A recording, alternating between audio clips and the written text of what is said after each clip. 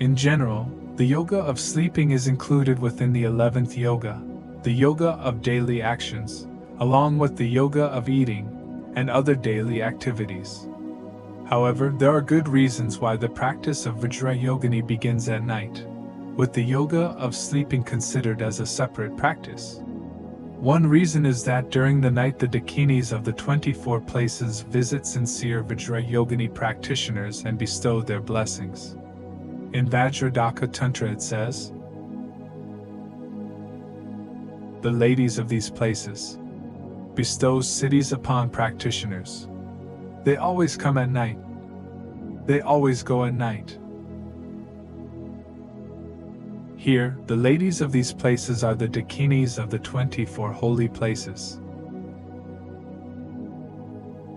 If we are not accomplished meditators, we cannot maintain mindfulness and alertness during sleep.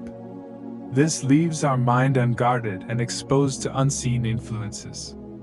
For example, we may fall asleep with a positive mind but wake up feeling bad because during the night we were disturbed by evil spirits who took advantage of our defenseless state. Sincere practitioners of Vajra yogini, however, may find the opposite happening. They may go to bed with a mind preoccupied with the problems of the day, but wake up refreshed, with a clear and positive mind. Although the external situation may be much the same, they are now able to face it with a peaceful mind. They may also find that obstacles to their Dharma practice inexplicably disappear overnight. These are signs that during the night they have been visited by Dakinis from the 24 holy places who bless their mind and subtle body.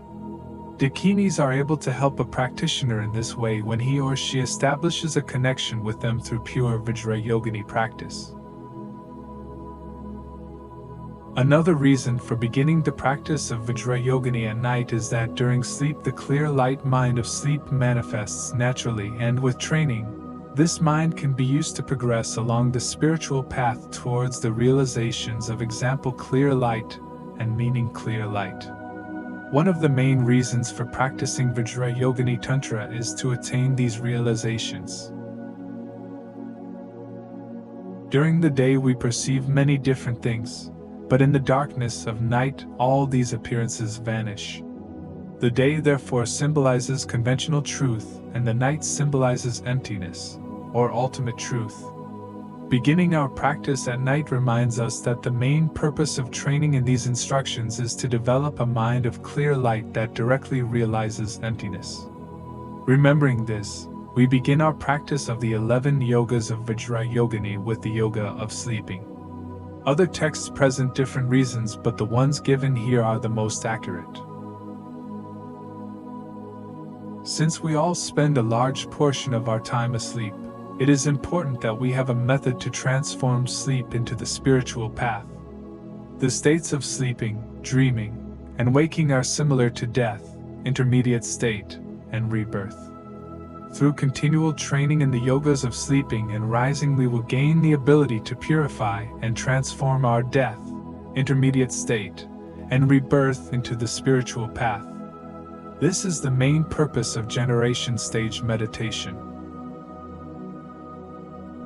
Briefly, there are 7 principal benefits to be gained from engaging in the yoga of sleeping. 1. We accumulate great merit. 2. All our hindrances and obstacles are dispelled. 3. We will receive direct care and guidance from Vajra yogini in all our future lives. 4. We will be blessed by the heroines of the 24 auspicious places of Haruka. 5.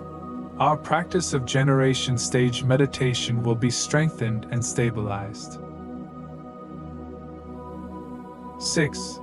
We will attain both outer and inner pure Dakini lands. 7. We will attain enlightenment quickly. There are 2 ways to practice the yoga of sleeping, according to generation stage and according to completion stage. We may choose either method.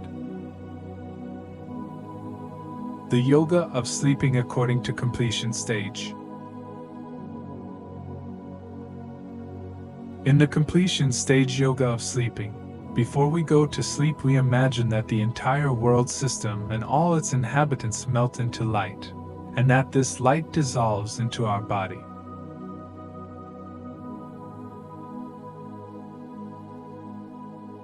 Our body then gradually melts into light and diminishes in size until it dissolves into the letter BM at our heart.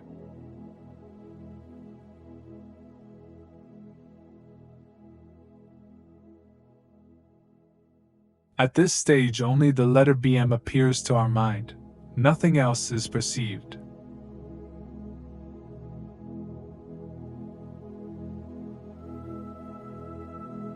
Then the letter BM gradually dissolves into its head, or upper horizontal line.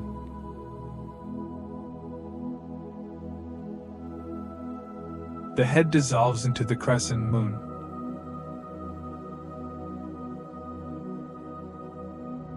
The crescent moon dissolves into the drop.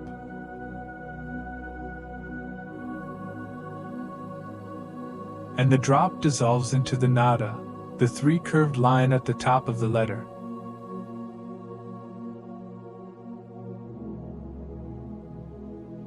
The nada then gradually decreases in size.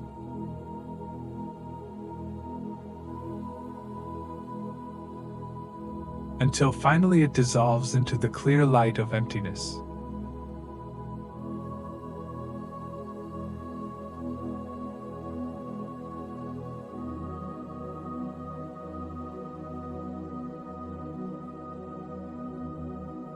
Now only emptiness appears.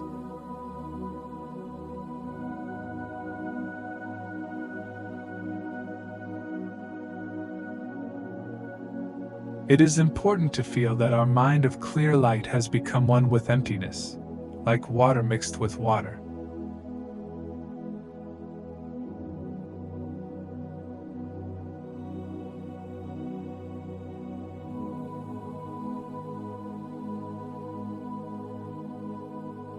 This inseparable union of our very subtle mind and emptiness is called the clear light of emptiness.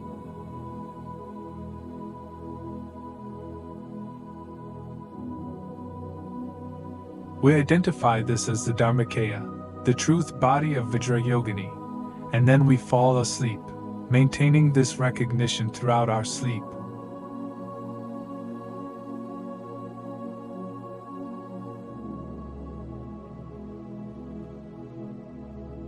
When we wake the next morning, we immediately remember emptiness.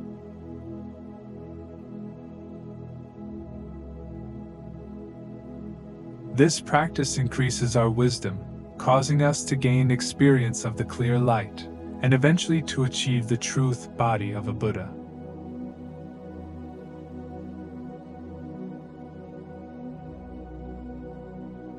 The clear light mind manifests automatically during sleep and during death, but only those proficient in completion stage meditation are able to retain mindfulness at these times.